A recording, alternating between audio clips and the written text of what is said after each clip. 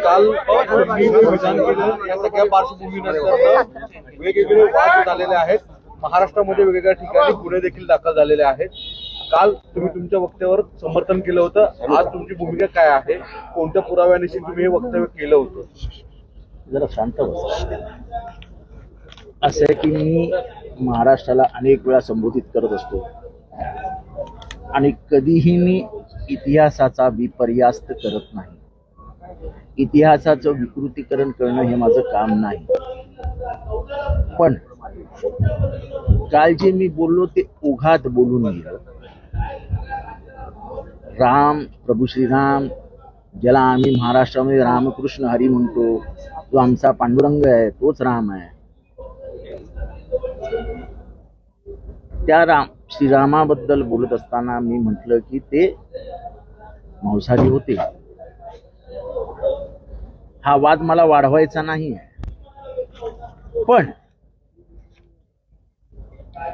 जे ह्याच्या विरोधात उभे राहिले त्यांच्या माहितीसाठी सांगतो.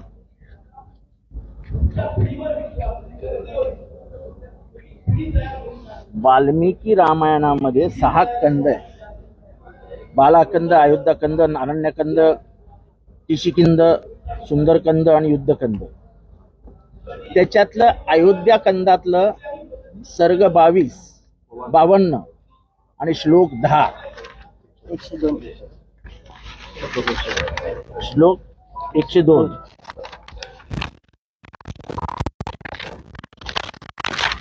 हा आहे. तर मी हा वाचून दाखवत नाही कारण का मला वाद अजून वाढवायचा नाही. नंतर सर्वात इम्पॉर्टंट डॉक्युमेंट हे 1891 डॉक्युमेंट आहे. हे कोणी आता नवीन काढलेलं डॉक्युमेंट नाही. हे वेस्ट बेंगॉल मध्ये प्रिंट केलेलं डॉक्युमेंट आहे. वर्जन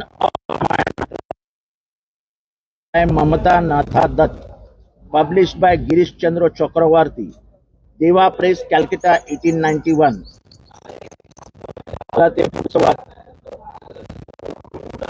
मला पुढचं वाचून दाखवायचं.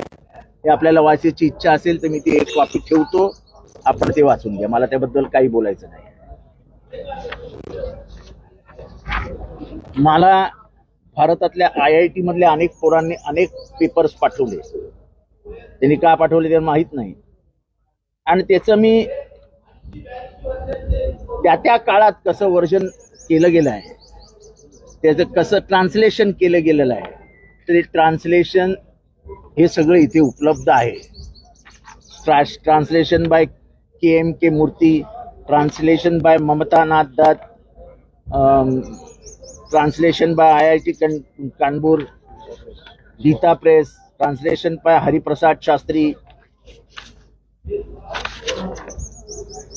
आणि हे सगळे स्तोत्र आहेत. म्हणजे इतिहासामध्ये स्तोत्र लागतात इतिहास लिहायला, श्लोक लागतात, म्हणजे माहिती लागते बेसिकली काही लिहायला.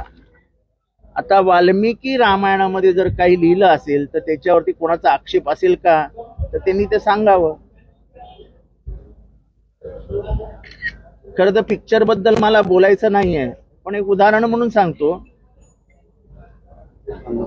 अन्नपुराणी नावाचं पिक्चर आलाय 1 डिसेंबर 2023 ला. दक्षिणेतले सुपरस्टार दोघेही त्याच्यात काम करतायत. त्याच्यामध्ये त्यांनी पाठांतर म्हणजे वाल्मिकींनी लिहिलेल्या रामायणातला एक श्लोक किंवा काय ज्याला म्हणाल ते हा म्हणून दाखवलाय आणि त्याचा अर्थही समजून सांगितलाय. आपल्याला तेही बघायचं असेल तर तेही माझ्याकडे उपलब्ध. मी कुठलंही भाष्य अभ्यासाशिवाय केलेलं नाही. पण त्याही वरती मी जाऊन सांगतो की आजकाल अभ्यासाला महत्व नाही तर भावनांना महत्व आहे. आणि त्याच्यावरती मी एवढंच बोलेन की जर माझ्या कालच्या वक्तव्यामुळे कोणाच्या भावना दुखवल्या गेल्या असतील तर मी त्याबद्दल खेद व्यक्त करतो. आज अनेक ठिकाणी गुन्हे दाखल होत आहेत तुमच्या विरोधात आंदोलन. हे बघा, मी बाबासाहेब आंबेडकरांना मानणारा कार्यकर्ता आहे. मला फ्रीडम ऑफ स्पीच आहे. आता वाल्मिकींनी जे लिहिलं तर तुम्हाला गुन्हा कोणावर दाखल करावा लागेल ते मला नाही बोलायचं. आता परत नवीन कंट्रोल होतील. त्यामुळे मी गुन्ह्या बिन्ह्याला घाबरत नाही. लॉजिकली तुम्हाला माझ्याशी बोलायचं असेल तर या बोलायला. बाकी तुम्हाला लॉजिकच मान्य नाही हे दिसतंय, त्यामुळे मी खेद व्यक्त केला. अजून काय करायचं. नाशिकचे साधूंनी तुम्हाला म्हटलंय की तुम्ही आमच्याकडे या आणि ते धार्मिक संदर्भ देऊन सिद्ध करून कोण दाखवा. कोण साधू संत आहेत ते? सगळे जे आखाडे कोण कोण कोण मला एक नाव सांगा. सुधीरदास मंत सुधीरदास आहेत. सुधीरदास आहेत ना. त्यांनीच कोल्हापूरच्या महाराणींना वैदिक का पौराणिक या वादात अडकवलं होतं. जो शाहू महाराजांबरोबर वाद झाला होता ना, वेदोक्त पुराणोक्त, तर कुठली पूजा करायची तर त्यांनी महाराणींना सांगितलेली तुमची वेदोक्त पूजा होऊ शकत नाही, तुमची पुराणोक्तच होईल. तेच ते सुधीरदास. अजून त्यांच्या खूप कहाण्या सांगण्यासारख्या आहेत, पण मी त्या संत माणसाचा आदर करतो, रामकृष्ण हरी, म्हणून त्या माऊलीचा आदर करत मी काही बोलत नाही. पण ज्याच्या डोक्यात आजही पुराणोक्त आणि वेदोक्त बसलेला आहे, आजही वर्ण व्यवस्था बसलेली आहे, त्यांच्याबद्दल मी काय बोलणार. आणि अलीकडचं प्रकरण आहे. त्यामुळे आनंद होईल या ब्राह्मण या सगळ्या प्रकरणात असं म्हटलं आहे. खेद व्यक्त करता की दिलगिरी व्यक्त करता याबद्दल असं आहे की खेद म्हणजे खेदचा अर्थ तुम्ही लावा ना. शाब्दिक प्रयोग काय आहेत ते आनंद देवांनी शोधावे. आता ते जे काय म्हणतात ते मी म्हणावं असं कधी शक्यच नाही. खेद व्यक्त केला म्हणजे मला दुःख झालंय.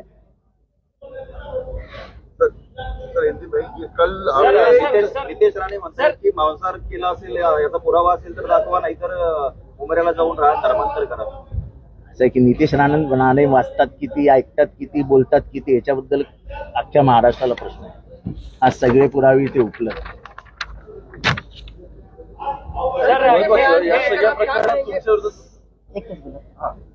या सगळ्या प्रकरणात तुमच्या विरोधात फक्त म्हणजे मागणी होती की तुमच्यावर घोषणाबाजी होत नाही, तुमच्यावरती कारवाई करण्याची मुख्यमंत्र्यांची मागणी होती. आणि या सगळ्यातून माझी अटक करा असे भाजपचे माझं म्हणणं हे आहे की ज्यांना लॉजिकली भांडायचं नसतं त्यांचा हा मार्ग असतो की याला अटक करा, याला जेलमध्ये टाका. माझी काय ना नाहीये. अरे आमचा राम 14 वर्ष वनवासात गेला होता सत्यासाठी. अरे तो आमचा राम आहे, आम्हा बहुजनांचा राम आहे, क्षत्रिय आहे तो. तुम्ही अपहरण करता आमच्या रामाचं. तो आमचा मर्यादा पुरुषोत्तम राम आहे, शबरीचं बोरं खाणारा राम आहे, जाती पाती न म्हणणारा राम आहे. रामराज्य त्याचं कसं असावं तर सगळं जनता सुखी असावी असा राम आहे. आणि तो राम आमच्या हृदयात आहे, आमच्या फक्त तोंडात नाही आहे.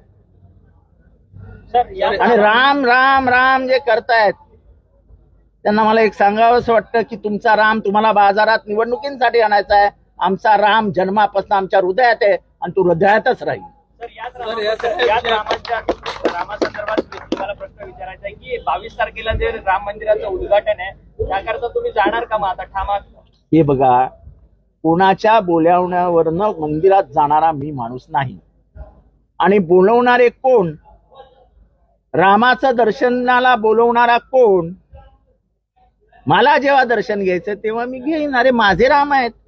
बालपणी इथला गोरा राम आणि काळा राम हे पंचवटीत, तुम्ही नाशिकला गेले की पंचवटीत तुम्ही जा, गोदावरीच्या किनाऱ्यावरती गोरा राम आणि काळा राम आहे. त्या दोन्ही मंदिरात दरवर्षी जाणारा मी माणूस आहे. एका गुहेतनं दाखवावं लागतं एका रामाचं दर्शन घेण्यासाठी.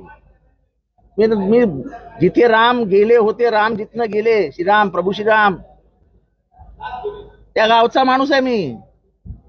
तेव्हा मला रामाबद्दल कोणी सांगण्याचा प्रयत्न करू नये. संदर्भ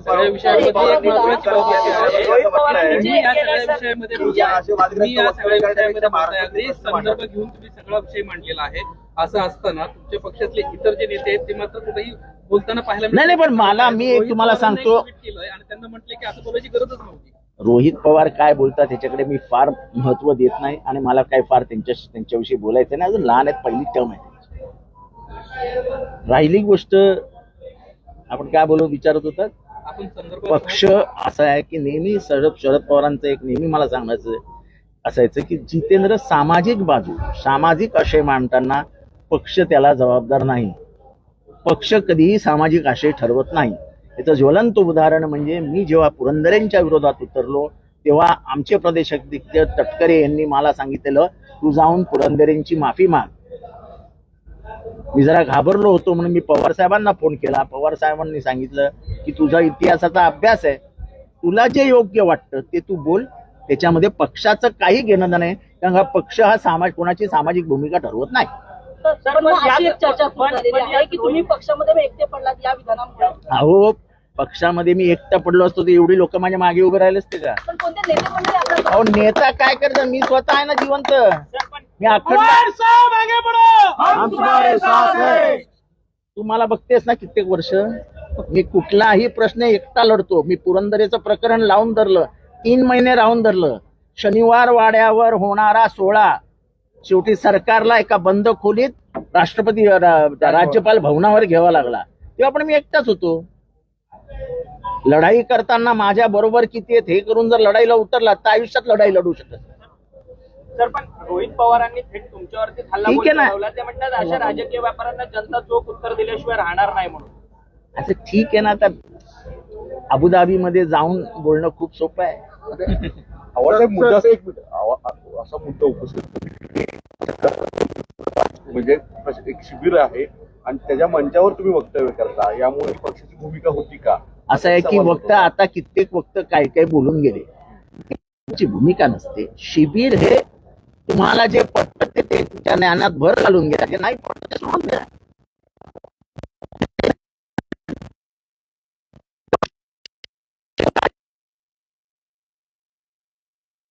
यातला मुद्दा हा आहे की तुम्ही पक्षाच्या व्यासपीठावरती पक्षाच्या व्यासपीठावरती आता वानखेडे बोलतायत. पण ते इन्व्हायटेड नेते आहेत. असं आहे की आम्ही सुद्धा पक्षाचे नेते असलो तरी आम्हाला विषय दिलेले होते आणि आम्ही आमच्या विषयावर बोलू शकतो. ते पक्षाने स्वीकारावं असं पक्षावरती बंधन नाही है. सर, हिंदी में बताइए, आपने जो भूमिका कर ली थी, आज उसके ऊपर कायम हो आप? देखो, मैं उस भूमिका के बारे में बता रहा हूं कि मैंने कोई खुद की भूमिका घर से नहीं लाई थी. ये वाल्मीकि रामायण में जो लिखा है,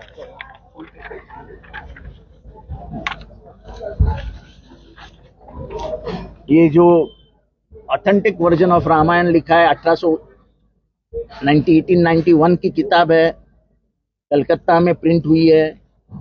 कुछ IIT कानपुर ने इसके ऊपर बड़ा काम किया है और ये सब मैं जनता के सामने आपके माध्यम से रख रहा हूं.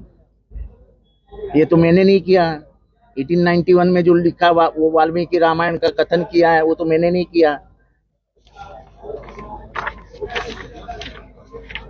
कुछ लोग सही दे रहे. वाल्मीकि रामायण में 6 स्कंद है, कांड है. बालाकांड, अयोध्या कांड, अरण्य कांड, किष्किंधा कांड, सुंदर कांड और युद्ध कांड.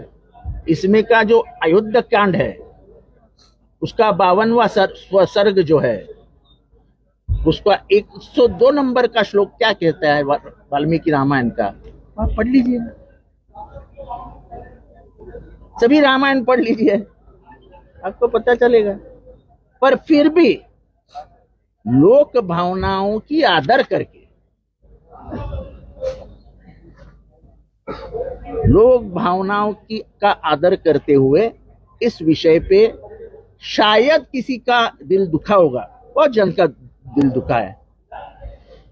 लड़कियां उठाने ले जाने वाले भी आज मेरे ऊपर कूद पड़े हैं, उनका भी नाम राम ही है.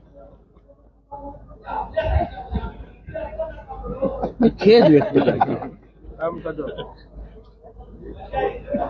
आप कायम है इस विधान के ऊपर? मैं खेद व्यक्त करता हूं, इसका मतलब क्या होता है? मैं खेद व्यक्त करता हूं और आपको भी पढ़ने के लिए देता हूं. शाम को पढ़ के बताइए मुझे इसमें क्या है. और ये मैंने लिखा है क्या? राम मंदिर का लोकार्पण हो रहा है, सारे देश में रामलला की लहर है, ऐसा बीजेपी का कहना है. इस वक्त ये बयान करना गलत नहीं था? ऐसा है कि भावनाओं के आशय पे मैं बात करूं तो अलग बात है, अगर विषय के अभ्यास के ऊपर मैं बात करूं तो अलग बात है. लेकिन आज के बाद 22 तारीख तक लॉजिक पे बात होनी ही नहीं है, भावनाओं पे ही बात होनी है। इसलिए तो मैं खेद व्यक्त करता हूँ। मैं किसी के ही भावनाओं को ठेच नहीं पहुंचाना चाहता हूँ। आपके खिलाफ महाराष्ट्र के अरे मेरे खिलाफ अमेरिका में आपको हिरासत में लेने के अरे मेरे खिलाफ अमेरिका में केस दर्ज करो। मैं केसेस से डरने वाला आदमी नहीं हूँ। मैं बोलता हूँ, एक जबान का आदमी हूँ, और मैं बोलता हूँ वो अभ्यास करके बोलता हूँ। बेमतलब बात नहीं करता हूँ, ये मेरी आदत नहीं है। मैं जो भी बात रखता हूँ रेफरेंसेस के साथ रखता हूँ। अगर मैं वाल्मीकि रामायण का रेफरेंस रखता हूँ तो इसका मतलब आप समझिए कि मैं अभ्यास करके आया था। पर फिर भी लोक भावनाओं का आदर करना सार्वजनिक जीवन में बहुत महत्वपूर्ण होता है। लोगों को दुखाना नहीं, ये हमको शरद पवार साहब ने सिखाया है।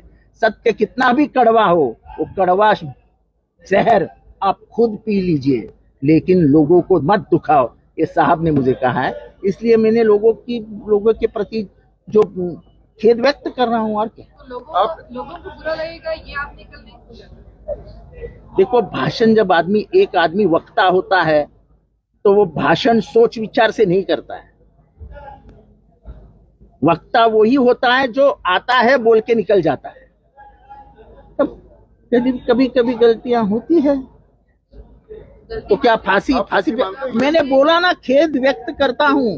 गलती मानते हैं, मैंने बोला खेद व्यक्त करता हूँ। गलती मानते हैं, मैं बोला ना खेद व्यक्त करता हूँ। पर गलती मानने की मैं बोला खेद व्यक्त करता हूँ। क्या आपके इस बयान से राष्ट्रवादी कांग्रेस शरद पवार को नुकसान नहीं होगा? देखो, ऐसा है, सामाजिक आशय पे बात करने की स्वतंत्रता इस पक्ष में हमको दी हुई है। पार्टी पॉलिटिक्स इसमें आता नहीं है। मैं उदाहरण देता हूं कि ब्रह्म पुरंदरे ने लिखे हुए शिवाजी महाराज के इतिहास पे सबसे बड़ी पहली उंगली मैंने उठाई थी। मेरी पार्टी माफी मांग लो, मैंने कहा था मैं माफी नहीं मांगूंगा। और मैंने शरद पवार जी से जब कहा तो बोले हमारा क्या संबंध तुम्हारे से, तुम्हारा जो सामाजिक विषय है आप उसको आगे बढ़ाइए, नहीं बढ़ाने तुम मत मारिए, बढ़ाइए। पार्टी का और तुम्हारा इस माध्यम में कोई लेना देना नहीं। और इस विषय पे पार्टी का कोई संबंध नहीं, वो मैं बोला हूँ, पार्टी नहीं कहा है। पार्टी की ऑफिशियल लाइन नहीं है ये। अरे हम राम भक्त है, हम भी अयोध्या जाने वाले हैं, राम का दर्शन लेने वाले हैं, पर हमारा राम ये बहुजनों का राम है, सबका भला करने वाला राम है।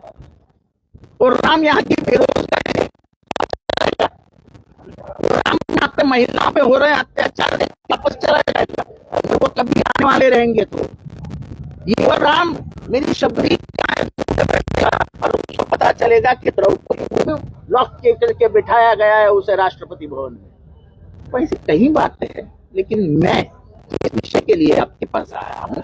विषय में और स्पष्ट करना चाहता हूँ कि मैंने जो एक वाक्य कहा, मेरा मानना है कि मेरा भाषण बहुत सुंदर हुआ, पर एक वाक्य ने उस भाषण का पूरा भावनाएं लोगों की दिल में है, जो उनके दिल में दुख है, उसके प्रति मैं खेद व्यक्त करता हूँ। इसके बाद आप